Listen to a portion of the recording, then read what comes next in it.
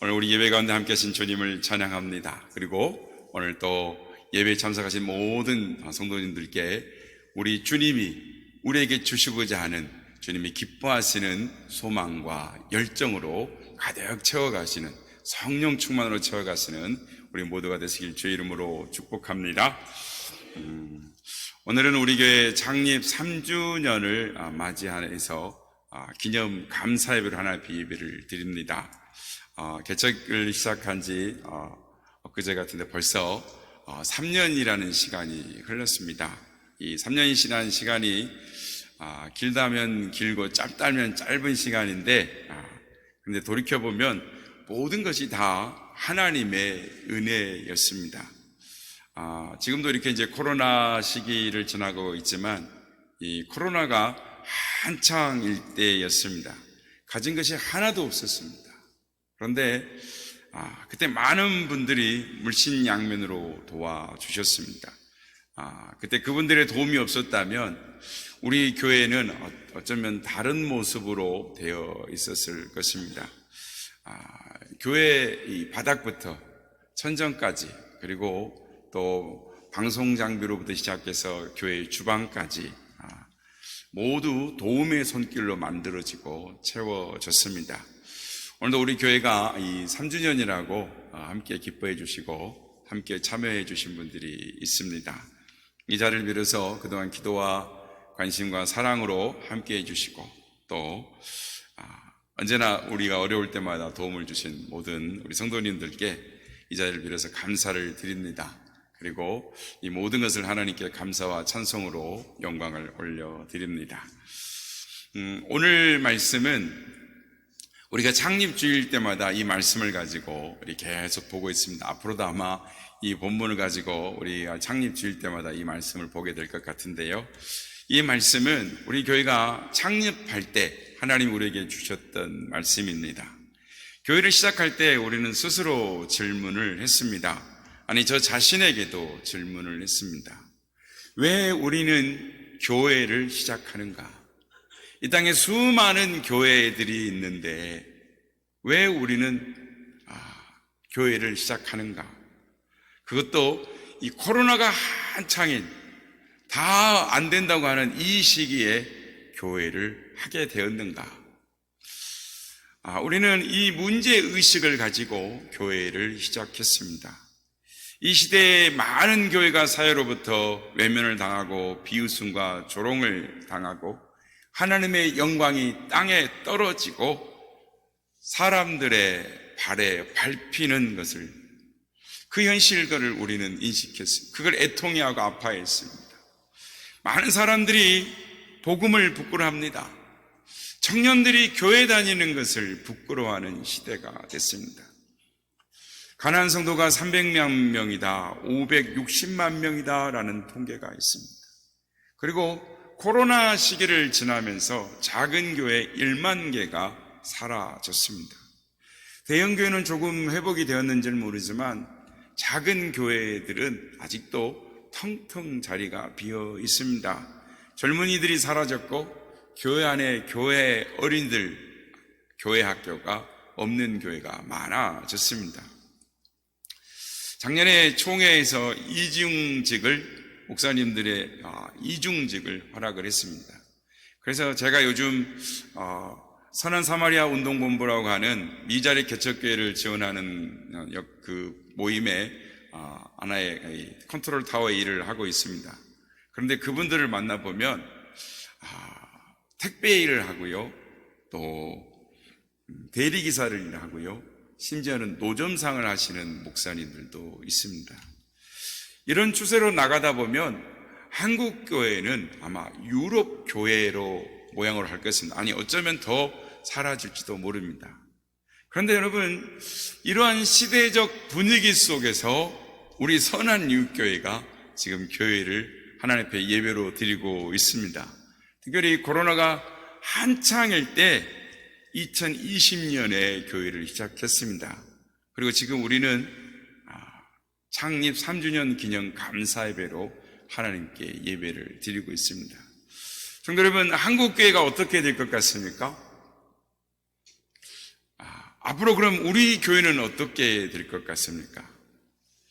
저는 한국 교회는 모릅니다. 그러나 우리 교회는 하나님의 뜻을 이루는 교회가 될 것입니다. 하나님을 기쁘시게 하는 교회가 될 것입니다. 우리 교회에 꿈과 비전이 있습니다. 제가 왜 이렇게 말을 하는가? 왜 이렇게 생각하는 이유가 무엇이 때문인가? 그것은 우리 교회가 이 시대의 필요와 부흥의 요청에 부응하는 교회가 될 것이라는 것이기 때문입니다. 예전에도 말씀드렸습니다마는 이 교회 사회학 연구소에서 교회를 떠나는 가난한 성도들에 대해서 조사를 했는데 그 인구가 무려 아까 말씀드렸던 것처럼 560만. 이 기관 연구소는 300만 명을 이렇게 봅니다. 그런데 이 300만 명 중에 다시 교회를 출석하고 싶다라는 의사가 있는 사람이 56%의 사람들이었습니다. 그러니까 300만 명을 조사를 해봤더니 56% 정도가 표본 조사를 해보니까 다시 교회에 나가고 싶다. 그 중에 빨리 다시 나가고 싶다는 7.7%였습니다. 언젠가는 다시 나가겠다가 48.5%였습니다. 그러니까 교회 안에 이 문제와 신앙과 삶이 다른 위선적인 문제, 여러 가지 문제들로 교회를 떠났지만 언젠가는 다시 교회로 돌아올 사람 300만 명 중에 56%, 168만 명은 지금 교회를 안 나오고 있지만 교회로 돌아가겠다라고 하는 것입니다. 168만 명이면 웬만한 광역시 하나인 것입니다. 이런 통계 결과로 교회 성도들이 교회를 떠났지만 영원히 떠난 것이 아니라 참된 교회를 찾는다라는 것입니다. 성경적인 교회가 이 땅에 세워지기만 하면 다시 하나님을 예배하는 자들로 돌아오게 될 것이다 라는 것입니다. 가나안 성도만 그러겠습니까? 세상 사람들도 교회다운 교회를 찾고 있습니다. 함께 하고 싶은 교회를 찾습니다. 그래서 우리는 교회를 시작하면서 오늘 우리 이호상 집사님 기도하셨습니다마는 교회의 크기는 건물의 크기가 아니라 사역의 크기이며 영향력의 크기이다 라고 사명선언을 우리는 하고 있습니다. 예수님이 말씀하신 선한 사마리아 사람같이 하나님을 사랑함, 이웃을 사랑함으로 선한 영향력을 끼쳐 하나님께 영광 돌리는 교회, 하나님을 기쁘시게 하는 교회, 세상의 빛과 소금의 역할을 감당함으로 말미암아 하나님의 마음을 시원케 할 뿐만 아니라 세상 사람들이 찾는 교회, 함께하고 싶은 교회, 성경적인 교회, 참된 교회를 세우기 위해서 우리가 교회를 시작했습니다. 우리가 코로나 시대에 교회를 시작하면서 부딪히게 되는 현실은 참으로 어려운 현실이라는 것을 맞닥뜨리고 있습니다. 전도하기 참 어려운 시대입니다. 전도를 계속 하고 있습니다만은 전도가 참 어려운 거고요. 전도는 고사하고 교회 내에서 예배를 드리고자 하는 열정들이 식어져 버렸다라는 것입니다. 하나님의 은혜를 사모하는 열정들이 식어졌다라는 것입니다. 코로나라는 세계적인 전염병, 그 어려움을 겪고 나서 하나님을 찾는 것이 아니라 신이 있다면 이럴 수가 있는가? 요즘 말처럼 각자 도생을 하자, 그 길을 가자. 하나님을 믿어봐도 소용이 없더라. 우리 문제는 우리가 해결하는 것이다. 하나님을 부정하고 극단적인 인본주의와 쾌락주의로 치닫고 있는 오늘의 현실인 것입니다. 여러분, 이러한 상황 속에서, 이런 세대 속에서 우리가 세우고자 하는 교회를 과연 세울 수 있겠습니까? 어떻게 세울 수 있을까요? 사랑하는 성도 여러분, 어떻게 하는 것이 미래를 준비하는 것입니까? 어떻게 변화되어야 하는 것일까요? 어떤 교회가 살아남을 수 있을까요? 오늘 설교의 제목에 있는 것처럼 저는 복음의 본질을 찾아가는 교회가 미래를 책임지게 될 것이라 라고 믿습니다.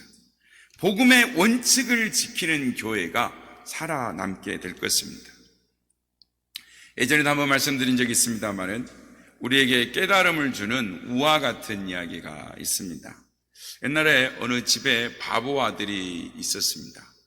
바보 아들과는 달리 그의 부모는 경우가 있고 예의가 바른 사람들이었습니다. 그래서 이 부모님은 이 아들이 가서 어디를 실수할까 노심초사했습니다.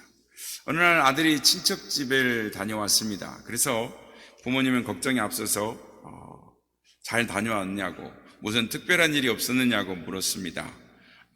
또 밥을 어떻게 먹었느냐라고 물었습니다. 아들은 밥을 잘 먹었답니다. 한 알도 남기지 않고 다 깨끗이 먹었답니다. 근데 여러분, 우리가 아는 것처럼 제가 어렸을 때만 해도, 제가 어렸을 때 보면 이렇게 예전에 저희 그 먼 육촌 되시는 작은 아버지가 와서 식사를 하셨는데, 제가 초등학교 1학년 때인 것 같아요. 그런데 이렇게 밥을 한 숟 이렇게 다 드시지 않고 이렇게 남기는 그걸 봤어요. 그러니까 옛날에는 부족한 시대였기 때문에 손님은 음식을 조금 먹고 남기는 것이 예의였습니다. 그런데 아들은 예의를 차리지 않고 밥그릇을 싹싹 비워 먹었던 것입니다. 그래서 다음에 남의 집에 갈 때는 조금 남겨라, 이렇게 가르쳐 줬습니다. 얼마 후에 또 친척집을 갔습니다. 그랬는데 그 집에서는 인절미가 나왔습니다. 그래서 아들은 음식을 조금 남겨야 한다라는 이 아버지의 말을 듣고 인절미를 똑똑 비워 먹으면서 3분의 1은 먹고 하나는 3분의 1 정도 남아 이렇게 인절미 한 조각을 이렇게 내렸어요. 그런데 하나만 먹은 게 아니고 상에 올라온 모든 인절미를 다 한 입 베어 먹고 남기고 한 입 베어 먹고 남기고 주르륵 늘어났습니다. 집에 돌아온 아들을 보고 아버지가 물었습니다. 그랬더니 아들이 인절미를 그렇게 해놨다 그러니 얼마나 기가 막힙니까? 그래서 아버지가, 아들아, 먹을 때는 그거는 통째로 다 먹어야 되는 거다 라고 말을 했습니다. 그런데 다음에는 다른 친척집을 갔는데 그 집에 귤이 나왔습니다. 그래서 이번에 귤이 나오자마자 아들이 아버지의 말이 생각이 나서 이것을 껍질도 까지 않고 통째로 먹었습니다. 그럼 아들은 아버지께 자랑 삼아서 그대로 다 먹었다고. 그러니까 아버지가, 아들아, 그건 말이야, 껍질을 까고 먹는 거야 라고 가르쳐 줬습니다. 아들이 또 친척집을 방문했습니다. 이번에는 송편이 나왔습니다. 어떻게 먹었을까요? 이 말을 해보나 마나한 거죠. 송편 껍질을 다 까서 먹었다라는 것입니다. 여러분, 부모는 아들의 잘못을 고쳐주기 위해서 열심히 가르쳤어요. 그러나 아들은 계속 잘못을 했습니다. 왜 그렇습니까? 아들은 음식을 먹는 원칙을 배워서 그 원칙을 따라 먹은 것이 아니었습니다. 그냥 친척이 먹는 것을 보고 따라서 먹으라라는 원칙을 가르쳐 줬으면 그냥 바보 아들이라 할지라도 그냥 실수하지 않고 다 먹었을 텐데, 아들은 음식을 먹는 이 특정한 방법은 배웠을지 몰라도 음식을 먹는 원칙을 배우지를 못했던 것입니다. 여러분, 음식을 먹는 데만 이런 원칙이 있습니까? 신앙생활에도 원칙이 있는 것입니다. 우리가 신앙의 방법론만 배우면 어제는 맞았는데 오늘은 맞질 않는 것입니다. 이 집에 가서는 맞는데 저 집에 가면 맞지를 않는 것입니다. 여러분, 하나님이 신구약 성경을 통해서 우리에게 가르쳐 주신 신앙생활의 원칙이 무엇입니까? 하나님을 사랑하고 이웃을 사랑하는 것입니다. 한편으로는 하나님 앞에서 살고 한편으로는 사람 앞에서 사는 것입니다. 가장 인간답게 사는 길을 우리에게 가르쳐 주신 것입니다. 구원받은 자가 걸어가야 할 원칙을 가르쳐 주신 것입니다. 교회는 이 원칙을 잃어버리면 더 이상 교회가 아닙니다. 교회는 보이지 않는 하나님을 보이는 하나님처럼 섬기는 사람들이고 가난한 이웃을 섬기는 사람들입니다. 이것은 주님이 오시는 날까지 지켜야 할 교회의 원칙인 것입니다. 그렇습니다. 하나님께서 우리에게 복음의 본질, 신앙생활의 원칙을 가르쳐 주셨는데 그것이 바로 하나님 사랑, 이웃 사랑입니다. 이건 구약 시대뿐만 아니라 예수님께서도 우리에게 이것은 교회의 원칙이다라고 확인을 시켜 주셨습니다. 그러므로 신구약을 통해서 관통해서 흐르고 있는 교회의 원칙은 마음과 목숨과 뜻과 힘을 다하여 주 너의 하나님을 사랑하고 이웃을 내 몸과 같이 사랑하라라는 하나님의 말씀인 것입니다. 성도 여러분, 왜 한국교회가 비판을 받습니까?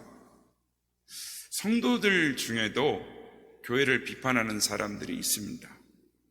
왜 비판을 합니까?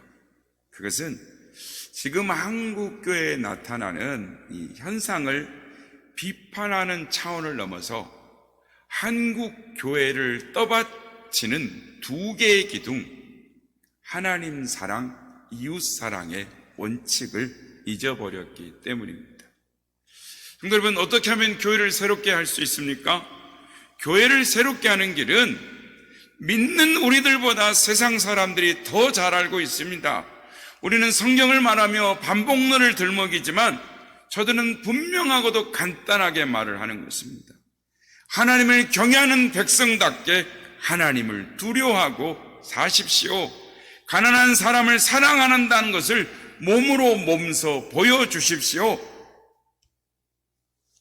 저들이 우리에게 요구하는 것이 교회의 원칙인 것입니다. 그런데 우리만 모르고 있는 것입니다. 지금 한국교회는 이 두 가지 원칙은 온데간데 없고 방법론만이 무성한 것입니다. 하나님도 한국교회가 하나님을 사랑하는지 진정성을 확인할 수가 없고 이웃들도 교회가 사람을 사랑하는지 진정성을 느낄 수 없다라고 말을 합니다. 이 두 가지의 원칙이 무너지자 교회의 두 기둥이 변해버렸습니다. 돈과 권력이 교회를 지탱하는 기둥으로 변해버린 것입니다. 세상과 똑같아졌습니다. 더 이상 하나님의 목소리가 교회를 움직이지 않고 이웃의 소리에 대해서도 귀를 기울이지 않습니다. 이런 자세로 아무리 방법론을 이야기해도 교회는 변하지 않습니다. 이 사회에 어떠한 영향력도 끼칠 수가 없는 것입니다. 오늘 본문에 보면 한 율법 교사가 예수님께 질문을 합니다. 선생님, 내가 무엇을 하여야 영생을 얻으리이까? 예수님은 율법에 무엇이라고 쓰여 있으면 내가 어떻게 읽느냐라고 물으십니다. 그러자 율법 교사가 내 마음을 다하며 목숨을 다하며 힘을 다하며 뜻을 다하여 주 너의 하나님을 사랑하고 또한 내 이웃을 내 자신과 같이 사랑하라 하였나이다 라고 말을 합니다. 이것이 유대인이라면 지극히 상식적이고 누구나 다 아는 이야기인 것입니다. 오늘날 그리스도인들도 누구나 다 아는 지극히 상식적인 이야기인 것입니다. 그 말을 듣고 예수님이 내 말이 옳도다, 이를 행하라, 그러면 살리라 라고 하십니다. 율법교사가 예수님께 다시 묻습니다. 성경은 이 사람이 예수님께 옳게 보이려고 그런 질문을 했다고 합니다. 그가 말하기를 내 이웃이 누구니까? 국어사전에 이 이웃을 정의를 두 가지로 합니다. 나란히 또는 가까이 있어서 경계가 서로 붙어 있음, 또는 가까이 사는 집, 또는 그런 사람. 성도 여러분, 예수님은 어떤 이웃관을 가지고 계셨을까요?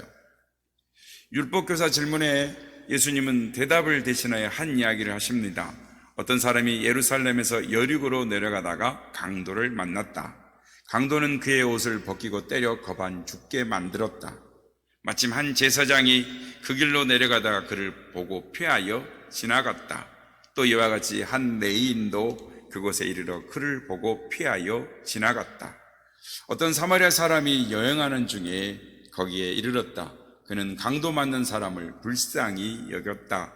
가까이 가서 기름과 포도주로 상처를 싸매고 응급처치를 했다. 자기 짐승에 태워 주막으로 데리고 갔다. 이튿날 주막 주인에게 데나리온 2를 더 내어주며 그를 돌봐줄 것을 부탁했다. 추가 비용이 발생하면 돌아올 때 내가 갚겠다고 약속했다.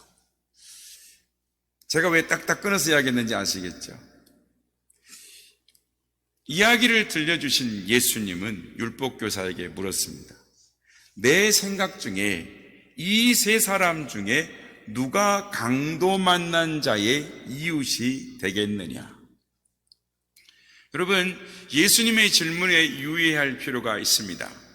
누가 강도 만난 자의 이웃이냐라고 묻지 않으시고 누가 강도 만난 자의 이웃이 되겠느냐라고 물으셨습니다. 율법교사는 예수님의 질문에 마지못해서 자비를 베푼 자니다 라고 말합니다. 예수님은 자비를 베푼 자가 사마리아인이라고 분명히 밝히셨습니다. 그런데 그는 사마리아인이라고 말하지 않고 자비를 베푼 자다라고 말합니다. 왜 그렇게 말했을까요? 유대인들은 전통적으로 사마리아 사람들을 경시했습니다. 그들 중에는 선한 사람이 나을 수 없다라고 믿었습니다. 그런데 예수님께서 자비를 베푼 사람이 사마리아 사람이라고 말씀하시는 것입니다. 그래서 랍비는 강한 불쾌감을 가졌는지 모르겠습니다. 그래서 이렇게 대답했던 것입니다. 아무튼 그의 대답에 예수님께서 누가 강도 맞는 사람의 이웃이다라고 말하지 않고 너도 가서 이와 같이 하라라고 말씀을 하십니다. 성도 여러분, 예수님의 교훈은 누가 내 이웃인가라고 하지 않으시고 오직 내가, 즉 너가 너의 이웃이, 너가 누구의 이웃이 되려는가, 누가 내 이웃인가 보다는 내가 내 자신이 누구의 이웃이 되어야 하는가, 주님은 우리에게 원하고 계시는 것입니다. 성도 여러분, 오늘도 주님은 선한 사마리아인의 비유를 들어 우리에게 물어보고 계시는 것입니다. 내 의견에는 이 3사람 중에 누가 강도 만난 자의 이웃이 되겠느냐? 율법교사와 예수님은 동일했습니다. 누가 내 이웃인지 정확하게 알았습니다. 의견 차이가 없었습니다. 그런데 한 가지 차이가 있다면 율법교사는 구약과 율법에 기록되어 있는 모든, 즉 영생을 얻게 한 지식과 3사람 중에 이 상처 입은 나그네의 진정한 이웃에 대해 바로 알고 있었지만 어떻게 선한 사람 이웃이 될 수 있는가에 대해서는 그런 관심이 없었습니다. 오늘 그리스도인들도 성경을 다 압니다. 차이점이 없어요. 그런데 아무리 정확한 지식을 갖고 있다 할지라도 그것이 구체적인 실천으로 이어지지 않으면 아무런 소용이 없다는 것을 예수님은 말씀하고 계시는 것입니다. 성도 여러분, 앞으로의 미래는 어떻게 변하게 될까요? 어떤 교회가 책임을 질까요? 복음의 본질을 찾아가는 교회가 앞으로의 미래를 책임질 것입니다. 하나님이 우리에게 가르쳐 주신 신앙의 원리는 하나님 사랑, 이웃 사랑을 실천하는 교회인 것입니다. 예나 지금이나 이 원리는 똑같습니다. 요즘 같은 세상에 더욱더 필요한 원리가 되었습니다. 눈에 보이지 않는 하나님을 말하며 복음을 전해야 합니다. 이웃을 배려하는 섬김이 없이는 접촉점조차도 찾기가 어려운 시대가 되었습니다. 성도 여러분, 이웃사랑의 구체적인 실천을 위한 수고와 희생이 필요한 것입니다. 우리는 하나님을 기쁘시게 하는 교회, 왜 우리가 교회를 시작하는가에 대한 질문을 가지고, 문제의식을 가지고 교회를 시작했습니다. 사도행전 2장 4장에 보면 초대교회 이야기가 나옵니다.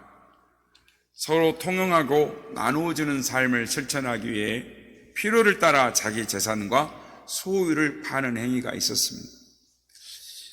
여러분, 이것은 사용하고 남은 것을 서로 교환하며 사는 일종의 아나바다 같은 것이 아닙니다. 나한테 풍족하고 넘쳐서 하는 것이 아닙니다.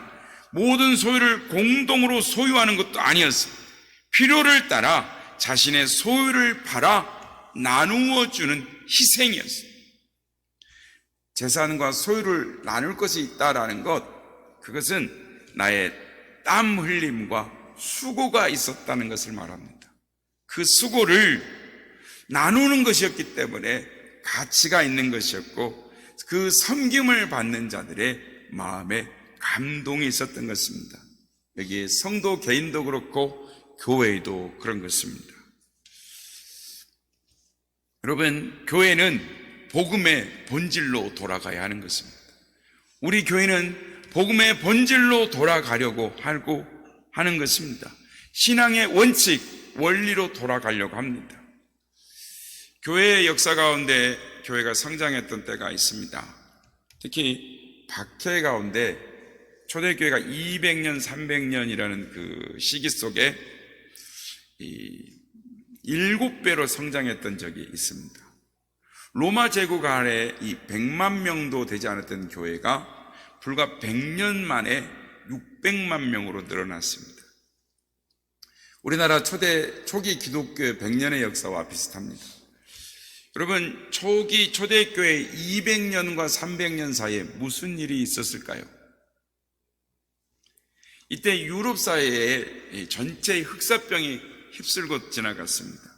그리고 또 주 251년에도 또 다른 전염병이 유럽 전체를 휩쓸고 지나갔습니다. 그래서 12세기, 13세기의 내용에 보면, 그러니까 2세기, 3세기의 내용이 보면 전염병이 돌아서 한 도시가 완전히 사라져 버립니다.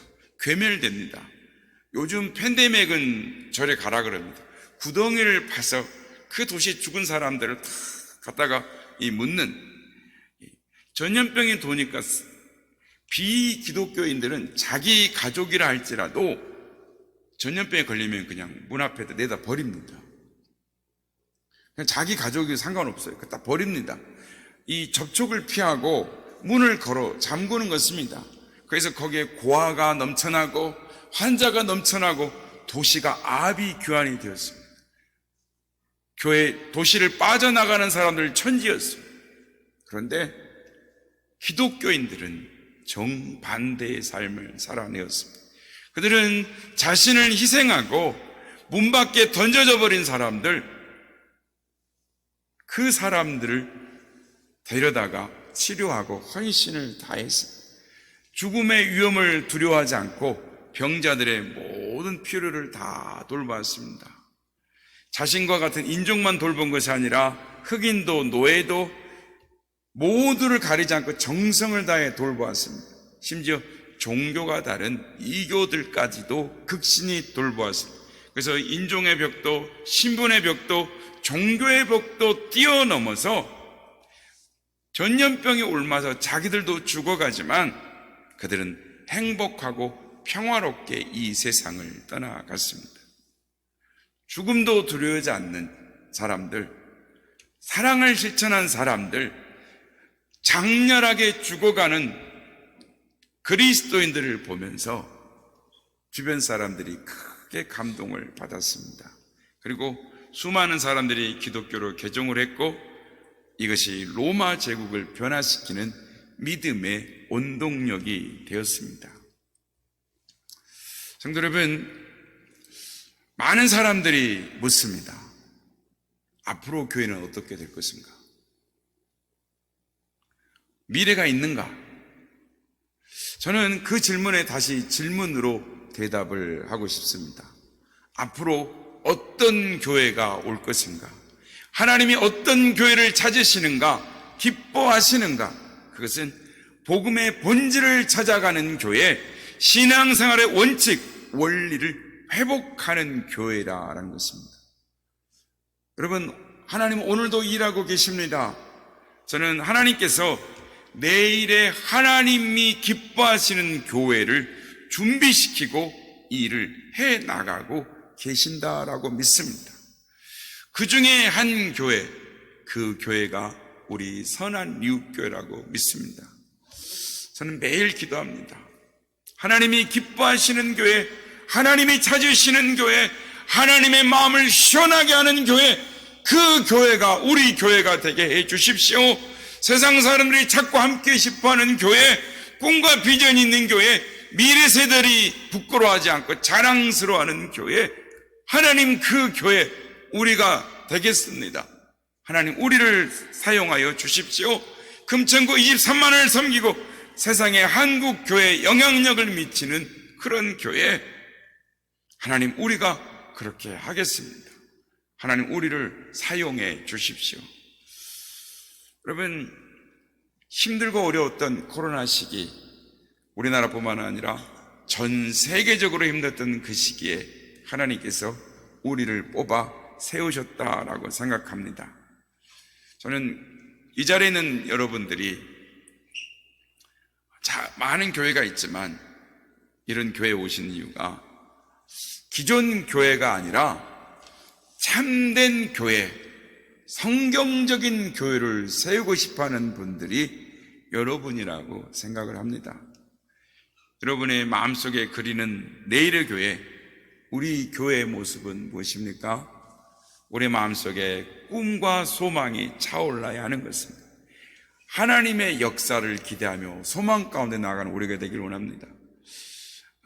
아직 많은 변화가 안 보이지만 지난 3년 동안 우리 교회에 많은 일들이 있었습니다.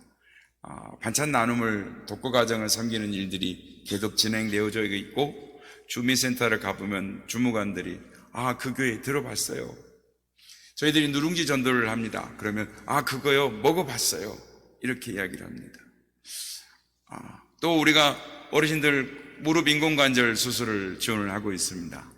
우리가 돈을 못 대지만 우리가 MOU를 맺어서 의료 나눔 재단과 함께 해서 인공관절의 절반, 우리 단체가 우리 교회가 소속되어져 있는 MOU를 맺은 교회에서 절반을 대고, 또 그 기관에서 병원 수술을 하면 수술비가 절반으로 또 나옵니다. 굉장히 저렴한 것으로 하죠. 사람들이 그거요 어디서 소린 들어봤어요. 그런데 어디서 하는지 모릅니다. 어르신들 65세 이상 되신 백내장도 수술을 해드립니다. 여의도에 있는데 한국에서 제일 큰 병원입니다. 그래서 백내장 국가에서 해준 줄 압니다. 그런데 어디서 하는지 몰라요. 어떻게 하는지도 몰라요. 근데 우리 교회가 협약을 맺어서 전액 지원해 드립니다. 적어도 우리 권사님도 수술해보셔서 아시겠지만 1인당 못해도 60만 원, 70만 원 개인이 부담을 해야 돼요. 그런데 다 해드립니다. 치과도 마찬가지입니다. 보통 임플란트하고 우아래 틀니를 다 해드립니다. 국가에서 70% 지원해 주면 100만 원을 기준으로 해서 68만 원 해줍니다. 나머지는 32만 원은 개인 부담이에요. 두 개면 64만 원 개인 부담입니다. 70만 원은 개인 부담이에요. 이 아래 틀니까지 하면 더 합니다. 그런데 우리가 MOU를 맺고 협약한 소속된 단체에서 전액 지원을 해드립니다. 우리는 이 지역사회를 섬기는 일로 나아가고 있습니다. 선한 사업의 지경들이 계속 넓혀져 가고 있습니다. 아마 내년에는 더 지경이 넓혀지리라 생각합니다. 우리가 무엇을 하려고 하는지 제가 계속 말을 하니까 우리 교우들이 다 알고 계실 겁니다. 내년에는 국밥집도 하고 있을 거고, 그리고 또 어린이 작은 도서관도 통해서 이 지역사회 청소년들, 어린이들에게 영어 교육을 시킬 수 있게 될 것입니다. 우리는 그런 꿈과 비전이 있습니다. 저는 하나님께서 기뻐하시는 교회, 마음을 시원하게 해드리는 미리 예비하며 세우신 교회, 만들어가는 교회가 우리 교회라고 믿습니다. 이 일 가운데 함께 그 교회를 세워가기 위하여 우리들이 이 자리에 있는 줄로 믿습니다. 바라기는 하나님이 찾으시는 교회, 하나님 사랑, 이웃 사랑을 실천해서 선한 영향력을 끼쳐 하나님께 영광 돌리고 죽어가는 영혼들을 구원해내는 우리 모두가 다 되시기를 예수님의 이름으로 축복합니다.